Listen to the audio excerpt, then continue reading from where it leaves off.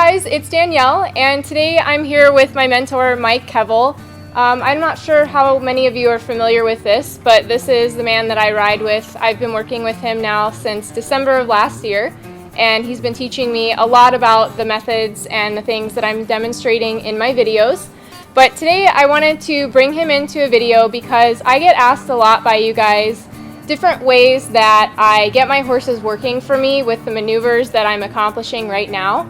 And I find that a lot of your questions are more advanced, and there's some basic fundamental steps that you might be missing if your horse isn't able to complete what you're asking him to do. And one of those fundamental things that I feel a lot of people overlook is softening of the horse. This is actually a very simple yet also a very complicated concept. So I've thought about a bunch of different ways of explaining this to you guys, but I thought it would be better to have Mike show you some ways that he likes to soften horses and things that we've been working on personally with some of his colts as well as my own horses. So I'm going to hand it over to him and we're going to get right into it. So we're going to work on some softening today, and we're using this horse today. He's a 20-year-old horse, rope horse. He's been a good horse, still a good horse. He does his job well, but as long as he does his job well, people don't really worry about if he braces or pushes on them any. And you can tell it when you're just riding him around, but when you actually go to rope on him, he knows his job, he does it well, and you can't tell it. So he'll be a good one to demonstrate on today. And my number one rule in training is don't allow the horse to brace or go into pressure. If that happens, you'll be able to train your horse. And that's usually where everybody runs into a problem. I don't care if you're trying to stop or turn your horse, back it up, there's bracing going on. Because the horse is bracing, then you can't get the job done. So we want to teach the horse to give into pressure. And anytime you run into a problem, you're going to see it's because he's bracing. Eliminate that bracing. So we'll show you some different ways to soften them and everything. But the reason that you want that is because whether it's roping or reining, cutting, barrel racing, doesn't even matter if it's an event, even if it's just trail riding. If you're having to get him to go through water, if you're trying to get him to go over something or through something, your horse is going to brace on you if he doesn't want to do it. So everything we teach a horse from the beginning is to teach him to give into pressure. Even moving forward is giving into pressure. We apply a little pressure to his rib cage, and that's his cue to go. And so he needs to go forward, then we stop that, and he has moved away from pressure. When he doesn't go, the pressure keeps up, and he's not moving away from it. So even then not going is bracing. So everything we do is about that number one rule. Don't ever let him brace. Always have him give into that pressure. And you'll see a lot of people spend a lot of time taking their horses and they sit and they flex them to the side, right and left, and they get them to bend their head, and they just spend all day doing that. And this horse here is, although he's had his head pulled around before, he's never had this drill done to him a bunch. So he's going to be bracy, he's going to be stiff. And this is a great exercise, but it's a limited exercise. It gets the horse where it teaches them to give into it, but you have to teach a horse to give into something in the process of actually doing the drill or the procedure that you're trying to do, whether it be roping or out on the trail or anything. So you can't just spend all your time pulling his head around and showing how soft the horse is when he can't go out and actually do something. So that may be a good drill to a certain extent, but then you want to actually move your horse to get him to give into it, because it's a twofold process. We want him to follow his nose and go in the direction that his nose is going, and yet we want him to soften to that at the same time. So we have to work on both those things.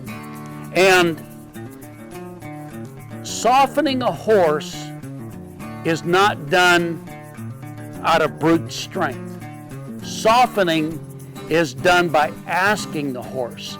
Now, if they don't do it, we can try to do things to get them to give into it. But the process is not to muscle him, because he is going to answer in kind. The stronger we are, the stronger they'll get. And you can get a horse that is very light, but light is different than soft. You can ride a horse with a very large bit. You can jerk on them and make them sore, and now they're going to be very light and want to get away from that. But that's not the same thing as soft. Softness is when you can pick up light and the horse is trained to give into it, and he gives into it soft and light, and you don't have to go through this waiting period and pull quite as hard as I am here.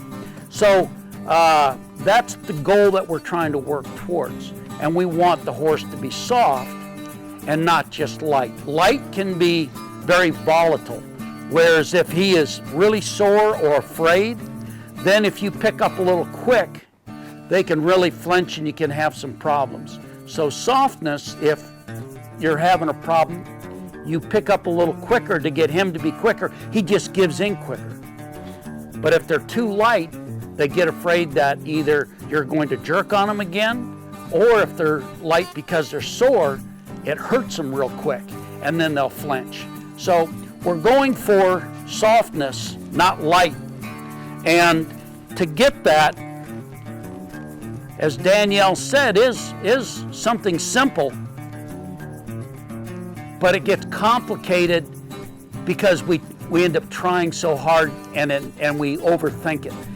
It's a whole lot like if a horse is tied to a fence and that post is very consistent. Its timing is perfect. Anytime the horse pulls back, that post will hold him. When the horse gives in, there's slack immediately. And so the timing of getting that slack is perfect. Sometimes we only need to be that good. Is just be as good as the post. Don't overreact. In teaching a horse to soften, as we pick up on them, we want to pick up, and as they give their head, he puts slack in that rein on his own. That's what I'm looking for. What you don't want is as I pull around and he gives in, I just keep taking from him. All right? When he starts to learn, it has to be pick up and let him have that slack, and don't just keep taking it away, because we want him to learn that you can get relief. Now, I had a horse that at this horse's stage where he's 20 years old, he's been pulled on a lot, and sometimes he's willing to be pulled on because he's going, that's not much, I've been pulled on a lot harder, a lot worse, and it doesn't bother me. But what we're going to do is, one, show him we're not going to sore him up, and we're going to get his confidence by letting him see every time he gives in, he's going to get some relief, and he'll get to where he'll give into it softer and softer. Older horses that have been pulled on a bunch, sometimes because of their history, they can be where you have to do it a little bit longer.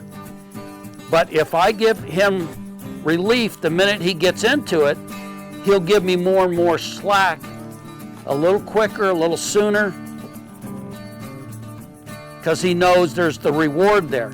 If I'm always taking it from him, then he's not going to give me that slack, because he knows there's no reward. Whether he gives me a little or gives me a lot, I keep pulling, there's no reward. So I want to get his confidence that I'm going to give him that slack and then build on it. So whether I'm pulling his head around to the right or left, or if I'm going to back him up.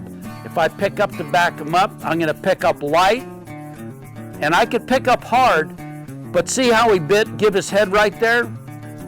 I want any softening, and I want to reward it. Now what I want is for him to move his feet. I will get that eventually. So I'm going to pick up on him again. And there, that everything's softened. He started to think about moving his foot, and he gave his head easier that time. That's the start of softening. And softening doesn't come by doing one thing and always got it. It's something that is a process. A process takes time. It's hard to rush the process. It's like baking. You can turn the oven up and you can bake something quicker, but it's just burnt on the outside and raw in the middle. And that's pretty much what you're going to get with the horse if you try to make that process faster. So you have to take the time that it takes. So I'm going to ask him again. There, he's giving his head. Let me see if I can get him to give his head and move his feet. And when he does, I'm going to quit. So I'm going to keep building on that. And I'm getting him to soften at that head as well as move his feet. You can get a horse to back up by leaving him with his head there and only moving his feet. And that's all right. But by removing the brace up here in his pole, and he softens there, he's softening to your hand and softening to the bridle. So it goes with everything that I said in the beginning about my number one rule about not having them lean. I want, whether I'm turning, stopping, backing, anything, I don't want that horse to brace. And so I start applying it everywhere I go, and everything I do is I want him to soften to that.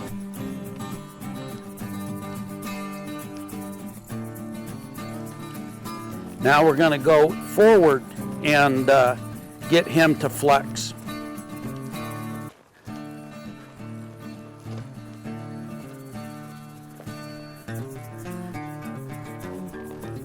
And what I want from this horse is not only to bend his head and flex and arc in the direction I want, I am also going to look at for him to break at this pole and flex in this way at the pole, so his nose comes in. So he's going to be flexing this way, but he's got to flex this way also. I start by getting him just to flex right and left. There I've got my flex. He's flexing to the inside, but now I want to see if I can't get that nose to come in just a little. Just like when I was backing him. And believe it or not, that was, and that's how big sometimes it is in the beginning. That was very hard to see, but he softened just a little bit.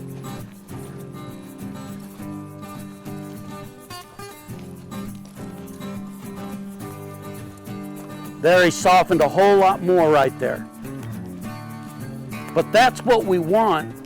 And regardless of what we do, we want the horse to soften and give in, whether it's backing up, going forward and turning, stopping.